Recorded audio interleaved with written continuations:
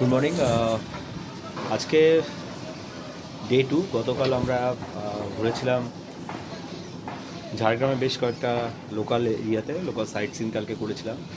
আজকে সকালবেলায় প্রচণ্ড ঠান্ডা এখানে। এখানে প্রায় 11 ডিগ্রি চলছে এই মুহূর্তে। আর আমি হোটেলে রয়েছি। হোটেলের পেছনে খুব সুন্দর একটা গ্রিনারি, ভিউটাও খুব ভালো এখানে। তো আজকের প্ল্যান হচ্ছে আমরা এখান থেকে বেলপাহাড়ি যাব এবং বেলপাহাড়ি কয়েকটা সাইট সিন করবো। আপনার সঙ্গে থাকুন, দেখতে থাকুন আমার চ্যানেল। যেতে যেতে চোখে পড়ল অসাধারণ প্রাকৃতিক সৌন্দর্য। ঝাড়গ্রাম থেকে 45 কিলোমিটার দূরত্বে শাল সেগুন ছাওয়ার টিলা সমৃদ্ধ এক সুন্দর পাহাড়ি উপত্যকা বেলপাহাড়ি। মকর সংক্রান্তিতে বেলপাহাড়ি জুড়ে চলে টুসু উৎসব। তো আমরা আজকে সকালে বেরিয়ে পড়েছি, পেট্রোল পাম্পে এখন তেল ভরছি। তো আজকে আমাদের যাত্রাপথ শুরু। প্রথমেই বেলপাহাড়ি পথে ঘাগরা ফলস দিয়ে স্টার্ট করব। সেখান থেকে আমরা যাব কেটকি, আরও অনেকগুলো স্পট আছে, তো সঙ্গে থাকুন।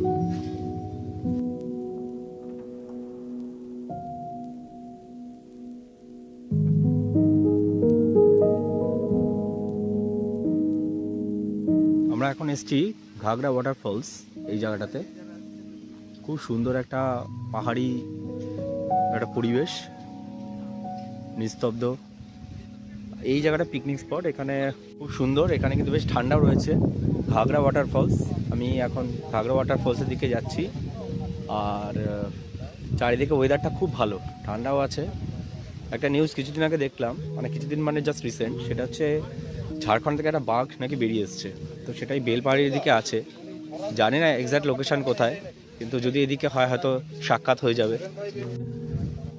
ঘাগরা ওয়াটারফলস,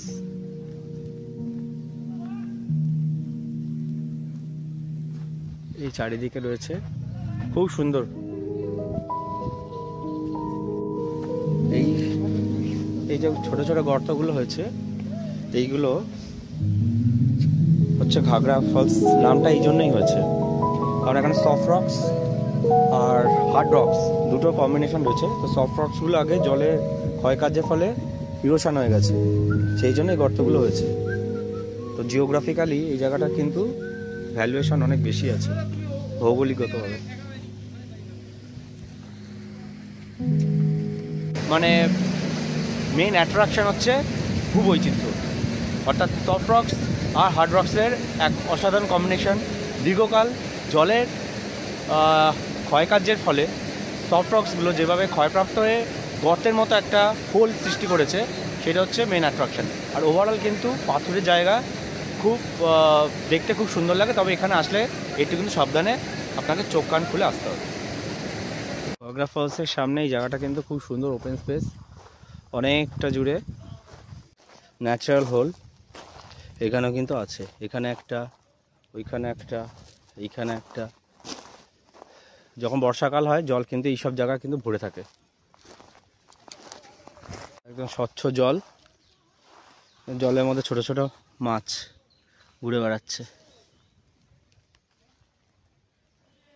খুব সুন্দর। আগ্রা ফলসের আশেপাশে ছোট ছোট দোকান, ফলসকে কেন্দ্র করে, যেহেতু এটা একটা ট্যুরিস্ট স্পট। আর এর সামনে এই গাছটা বিশাল বড়, খুব সুন্দর।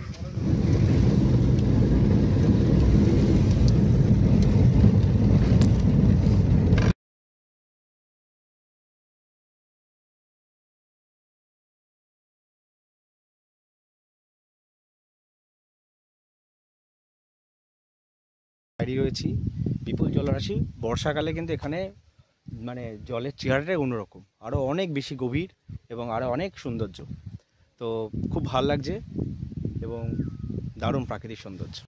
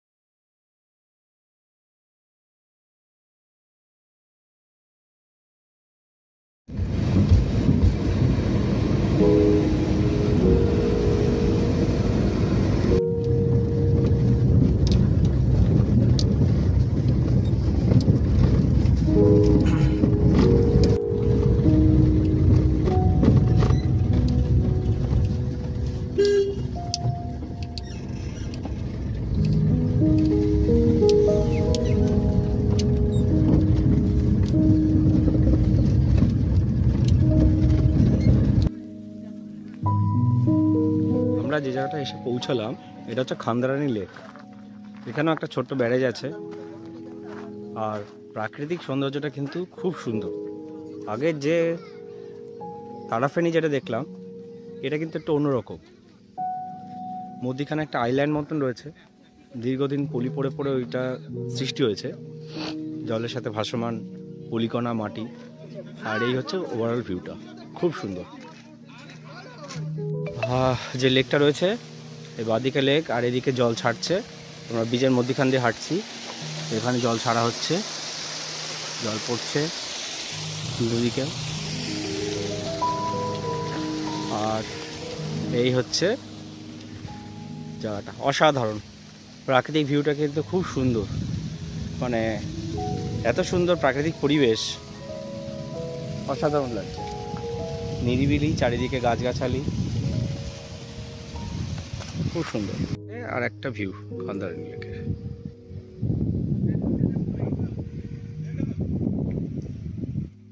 খুব সুন্দর।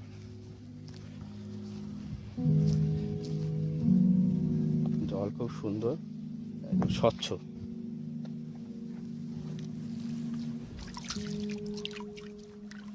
কেমন স্বচ্ছ জল দেখুন,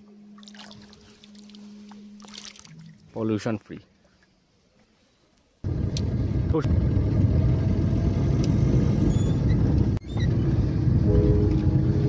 পাহাড়ি রাস্তা, পাহাড়ে ঢুকে গেছে।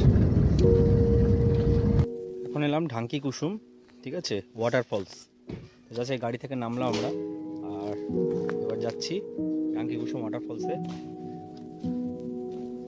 জঙ্গলের মধ্যে একটা পাহাড়ি ভিউ, তার মধ্যে আছে ওয়াটারফলস। এই সামনে চারিদিকেই জঙ্গল, অরণ্য।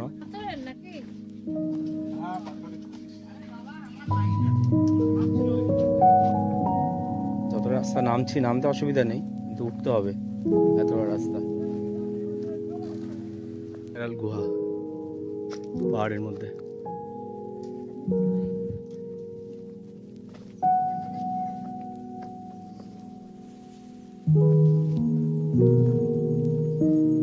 হর হর মহাদেব।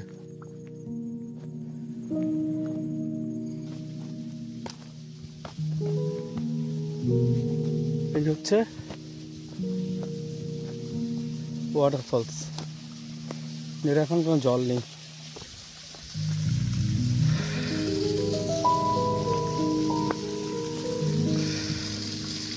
জল নেই এখন, মানে খুবই শুকনো, এর বেশি আর যাওয়া যাবে না।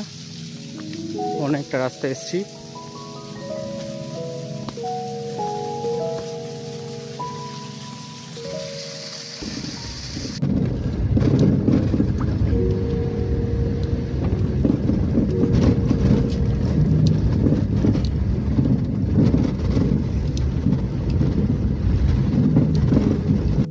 কেটকি লেক, ঠিক আছে, তো এটা খুব সুন্দর একটা প্রাকৃতিক পরিবেশ। এটা একটা লেক, যদিও লেকটা বাকি লেকগুলোর মতো অতটা বড় না।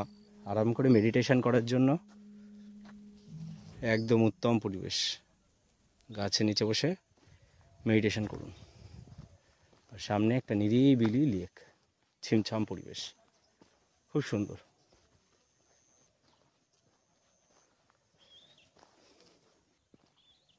নিরিবিলি একটা লেক। লেকটা কিন্তু খুব বড় তা না, কিন্তু আশেপাশের পরিবেশটা অসাধারণ। তো বন্ধুটা, আমার এই ভিডিওটা যদি আপনাদের ভালো লেগে থাকে তো লাইক, শেয়ার, কমেন্টস তো করবেনই, আর আমার চ্যানেলটা সাবস্ক্রাইব করে নেবেন। সাবস্ক্রাইব করার সময় বেল আইকনটা ক্লিক করবেন, যাতে নতুন যখনই কোনো ভিডিও দেবো তার ইনস্ট্যান্ট নোটিফিকেশান আপনারা পাবেন। ভালো থাকবেন, সুস্থ থাকবেন, নতুন ভিডিও নিয়ে খুব শীঘ্রই আপনাদের কাছে আসছি। Thank you.